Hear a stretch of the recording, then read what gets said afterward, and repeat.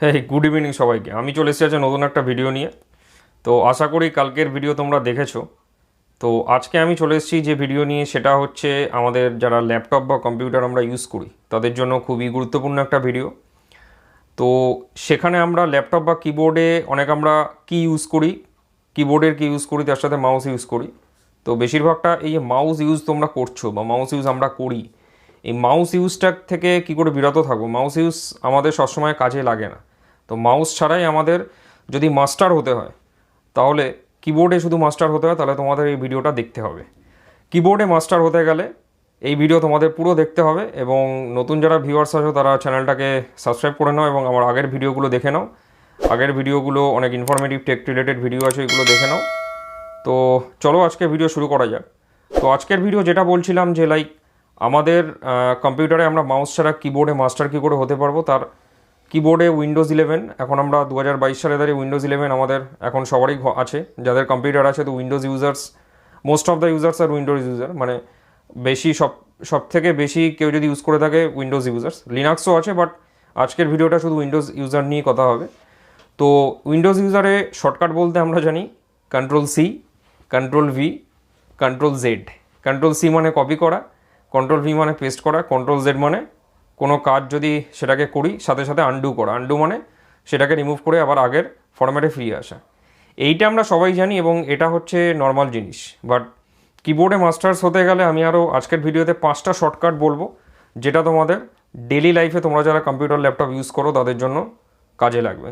তো সেটা কি, সেটা তোমাদের জানতে গেলে পুরো ভিডিও দেখতে হবে এবং মাস্টার হয়ে যাও। চলো দেখতে থাকো। তো অল্ট অ্যান্ড ট্যাব করলে কি হবে? অল্ট অ্যান্ড ট্যাব করলে তোমার উইন্ডোজ যে পিসি আছে, উইন্ডোজ 11, তোমার যে কটা ট্যাব খোলা আছে, লাইক আমার এখানে দেখতে পাচ্ছ যে মাইক্রোসফট এজ ব্রাউজার খোলা আছে, ইউটিউব খোলা আছে, স্পটিফাই খোলা আছে, ফাইল এক্সপ্লোরার খোলা আছে। তো এবার আমি এই অল ট্যাব যখন প্রেস করছি, অল ট্যাব যখন প্রেস করব, তখন এইখানে এই অল ট্যাবের মাধ্যমে যে কোনো একটা ট্যাবে আমরা যেতে পারবো। লাইক দিস,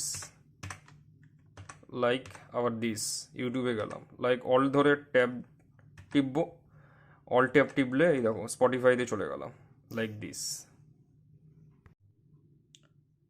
নেক্সট শর্টকাট হলো গিয়ে তোমার তুমি যখন স্ক্রিনশট তুলবে, ধরো একটা পোর্শন স্ক্রিনশট তুলতে চাইছো, সেটা তুমি কি করে তুলবে কিবোর্ডের মাধ্যমে।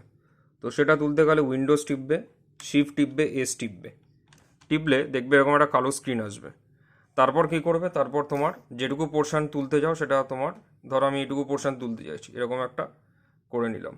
তো এরকম করে নিলে কি হবে, ছেড়ে দিলাম, দেখলে এখানে স্ক্রিনশটটা উঠে গেছে, দেখতে পেলে তোমরা।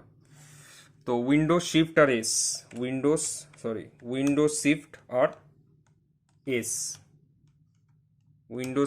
এস, যদি টেপো, দেখো একটা স্ক্রিনশট তুলতে পারছো।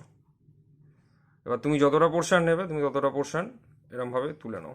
এ দেখো, এটা মাউস দিয়ে বা তোমার যদি ল্যাপটপের টাচপ্যাড আছে, টাচপ্যাড দিয়ে তুলতে পারো। এ দেখো, স্নাইপিং টুলে দেখো এ দেখাচ্ছে এখানে। তো তুমি তোমার স্ক্রিনে ধরো অনেকগুলো ট্যাব খোলা আছে, লাইক দিস। তো এই ট্যাবগুলোকে ধরো সব কটা বন্ধ করতে চাইছো, কী করবে, উইন্ডোজে যাবে, উইন্ডোজ টিপবে, টিপে ডি টিপবে, এ দেখো বন্ধ হয়ে গেল। উইন্ডোজ টিপলে, ডি টিপলে, দেখো বন্ধ হয়ে গেল। এ দেখো। নেক্সট শর্টকাট হলো তুমি তোমার যে ধরো ক্রোমের কোনো পেজ খুলে রেখেছো, সেই ক্রোম পেজে তুমি কিছু সার্চ করতে চাও খুব তাড়াতাড়ি, কী করবে, কন্ট্রোল টিপবে, কন্ট্রোল এফ, টিপলে এটা আসবে। এবার এখানে আমি ধরো লিখলাম মাই সিকুয়েল।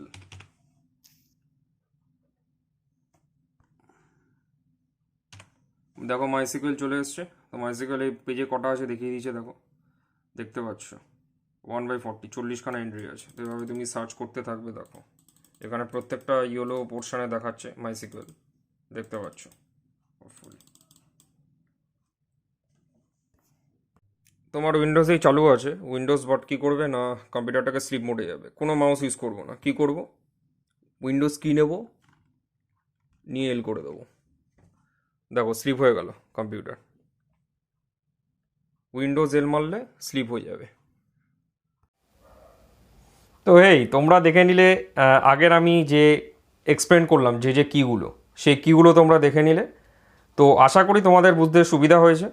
তো যদি না হয় ভিডিওটাকে আবার রিনিউ চালিয়ে দেখো, নতুন করে চালিয়ে দেখো, পজ করে দেখো, স্পিড কমিয়ে দেখো, এতে তোমাদের বুঝতে সুবিধা হবে এবং এটা তোমাদের দৈনন্দিন জীবন বা ডেইলি লাইফস্টাইলে খুব সহজ করে তুলবে তোমাদের। মাউস ইউজ করাটা কখনো বাজে নয়, বাট মাউস ইউজ না করে তোমরা যদি কম্পিউটারে কিবোর্ডে যতটা সম্ভব কিবোর্ডের কি দিয়ে ইউজ করতে পারো, তাতে তোমাদের কম্পিউটার প্রফিসিয়েন্সি আরও বেশি হবে অন্যদের তুলনায়।